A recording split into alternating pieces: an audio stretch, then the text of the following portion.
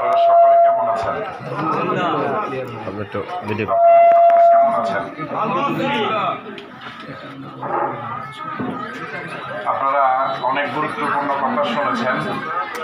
পঞ্চুয়া সরকারি কলেজের সম্মানিত অধ্যক্ষ অবসরপ্রাপ্ত জাকিরুল্লাহ সাজুলি এবং পৌরসভার সম্মানিত সাবেক আমির যিনি ছিলেন মিরাজ হারিফ থেকে আজকে এখানে গুরুত্বপূর্ণ দুইজন মেহমান কথা বলেছেন।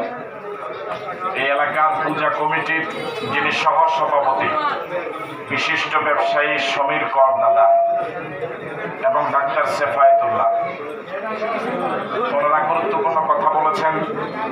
জামাত ইসলামের পক্ষ থেকে ওনাদেরকে আন্তরিক ধন্যবাদ এবং এলাকার যারা আলোচনা শুনছেন সকলকে ধন্যবাদ জানাই। কথা বললে দীর্ঘ সময় বলা যাবে।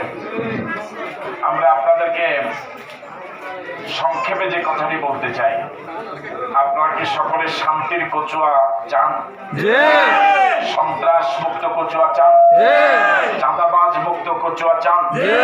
মাদক মুক্ত কচুয়া চান?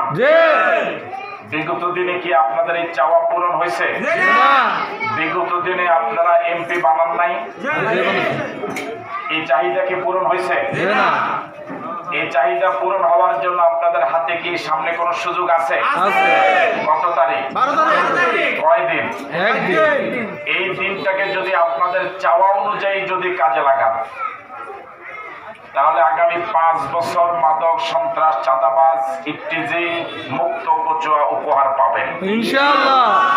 আর যদি 12 তারিখে একদিন আগের মতোই বারবার ভুল করেন, আগেও ভোট দিয়েছিলেন, এমপি পেয়েছিলেন, আপনাদের চাওয়া পূরণ হয় নাই, এই 12 তারিখে যদি আগের মতোই ভুল করেন, আপনাদের এই চাওয়া পূরণ হবে না। বুঝতে পারিনি মনে হয়? এই চাওয়া পূরণ হবে না। তাহলে প্রতি বছর নির্বাচনের সময় খালি আপনারা স্লোগান দিবেন, ভুল করেছি বারবার, এবার আমরা এই স্লোগান দিতেই থাকবেন মৃত্যু পর্যন্ত। আপনাদের আশার কি হবে না? পূরণ হবে না। এই জন্য আমি আপনাদেরকে বিনয়ের সাথে আরজ করি, ভুল করেছি বহুবারই, কিন্তু এই বছর আমরা আর ভুল করতে চাই না। বহুজনে বহু মিষ্টি কথা শুনিয়েছিল আমাদেরকে, সেই মিষ্টি কথায় আমরা পাগল হয়ে গিয়েছিলাম। কিন্তু দেখা গেল যে মিষ্টি কথায়, যাদের মিষ্টি কথা আমরা পাগল হয়ে গেছিলাম, ওরাই সন্ত্রাস মাদকের জন্য পাগল হয়ে গেছিল।